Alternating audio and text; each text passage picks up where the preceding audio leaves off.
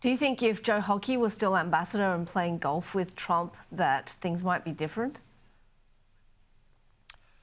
Look, I like Joe. I think he's terrific and he was a very good ambassador. But I think Kevin Rudd's a good ambassador. I think Kevin Rudd is the only bright spot in the whole Albanese national security setup. Rudd speaks, talks and writes more sense about the People's Republic of China than the rest of the government put together and multiplied 100 times. I don't think the problem is with Rudd. The problem is one of substance. The Albanese government won't make a hard choice about defence. So it says everything. It says we're in the most dangerous strategic circumstances since World War II. Everyone it appoints to give it advice about defence, Angus Houston, Peter Dean, Dennis Richardson, they all say you can't possibly do what you need to do under 3% of GDP budget. We are embarking on buying nuclear submarines, one of the most expensive things any nation can do. Any nation which has ever done this in the past has had to massively increase their defence budget. When Albanese came into office, defence was 2% of GDP. Today, it's 2% of GDP.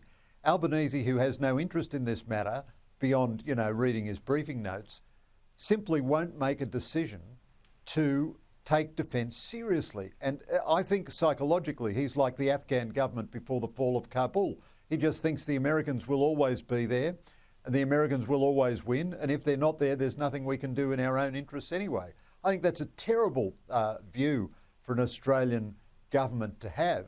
But that's you've got to kind of reverse engineer to work out the Albanese government's view on defence, because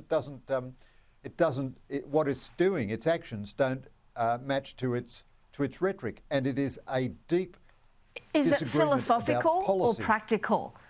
That the sticking point about defence? Is it about, whether we want to deter, whether we want regional stability or homeland defence, or is it more practical? Like, do we have enough supply? Is it sustainable? Do we have, enough personnel? Well, I think it's both, Leigh. I mean, so it is true that no country spends its money on defence more inefficiently than we do. And an argument from Treasury types is always, look what a mess defence makes of all its spending. Why would you give it any more money? But that reflects very poor political leadership. I mean, we were going to choose a mature frigate design, and instead we chose the Hunter frigates, which were still on the drawing board. We chose the Japanese subs, or we made an in-principle decision, then we changed our mind and chose the French subs, then we changed our mind and chose nuclear subs. So we are very bad at defence, and no government has reformed it properly. But the big practical problem is they just don't want to spend the money.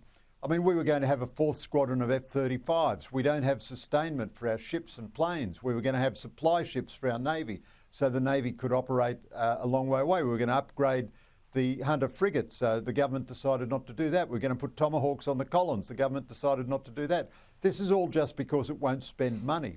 But there is also a philosophical dimension, I think, at a couple of levels. One is Penny Wong is a dominant figure in the government, and she is greatly influenced by the Department of Foreign Affairs and Trade, which has a multilateralist, kumbaya, negotiate everything kind of approach, not a hard-headed approach to defence.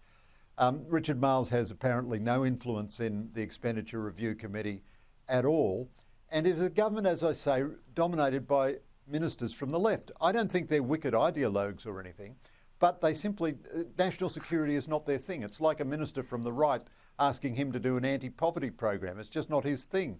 And Albanese and Wong and the other left-wing ministers who dominate the government, they've never given defence a serious thought in their lives, and they're not willing to prioritise it now. And then on top of all that, they just look at China and say it's too big anyway. If it has a blue with us, we'll never win, which is a terrible defeatist. You look at what Israel can do, you look at what Ukraine can do, and the best way to stop a blue is to have credible deterrence. We don't have any credible deterrence now at all. We're 100% reliant on the United States at a time when our influence in the United States has never been weaker.